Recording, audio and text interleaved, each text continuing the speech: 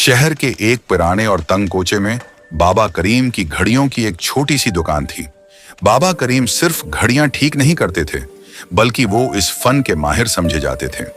उनकी दुकान में दीवारों पर लगी सैकड़ों घड़ियों की टक-टुक एक अजीब सा समा पैदा करती थी। गविया वक्त खुद वहां कैद हो गया हो। एक दिन शहर का एक बहुत बड़ा बिजनेसमैन जावियार अपनी कीमती गाड़ी में वहां आया। उसके हाथ में लाखों रुपए मालियत की एक घड़ी थी जो बंद हो चुकी थी। जावियार के चेहरे पर तकबर और बेजारी के आसार नुमाया थे। बाबा, ये घड़ी ठीक करनी है, याद रहे ये बहुत कीमती है, उसे कोई नुकसान न पहुंचे, जावियार ने रोखेपन से कहा। बाबा करीम ने ऐंक के पीछे से उसे देखा, मुस्कुराए और बोले, बेटा, घड़ी चाहे सोने की हो या लोहे की, वक्त सबके लिए एक जैसा ही बताती है। बैठो, मैं देखता हूं। अभी बाबा करीम घड़ी खोल ही रहे थे कि एक 8-9 साल का बच्चा दुकान में दाखिल हुआ। उसके कपड़े मिले थे और पांव में टूटी हुई चप्पल। उसके हाथ में लकड़ी की बनी एक छोटी सी खुलौने वाली घड़ी थी जिसकी सुइयां टूट चुकी थी। बाबा जी, क्या ये ठीक हो सकती है? बच्चे ने बड़ी उम्मीद से पूछा। अम्मी कहती हैं कि जब उसकी सुइयां घूमेंगी तो मेरे अबू परदेस से वापस आ जाएंगे।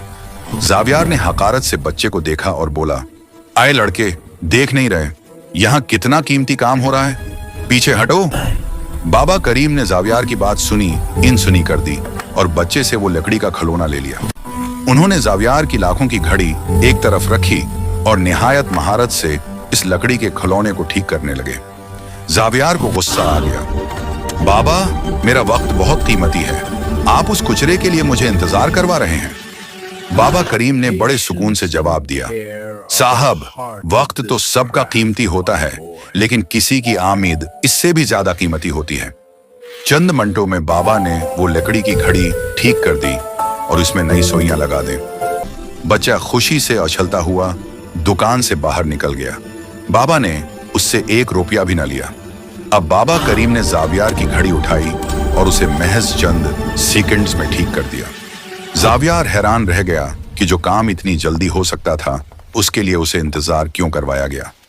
बाबा करीम ने घड़ी वापस करते हुए कहा, साहब, आपकी घड़ी में कोई खराबी नहीं थी, बस उसका सेल बैटरी थोड़ा हल गया था, लेकिन उस बच्चे की घड़ी का टूटना उसके ख्वाबों का टूटना था। मैंने उसे सिर्फ घड़ी ठीक करके नहीं दी, बल्कि उसे उसके बाप के आने का हौसला दिया है। फिर बाबा ने एक ऐसी बात कही जिसने जावियार का सर शर्म से झुका दिया। बेटा, अच्छा इखलाक वो नहीं जो आप अपने बराबर वालों से बरतें, बल्कि अच्छा इखलाक वो है जो आप उस शख्स से बरतें जो आपको बदले में कुछ नहीं दे सकता। जावियार खामोशी से दुकान से बाहर निकल आया।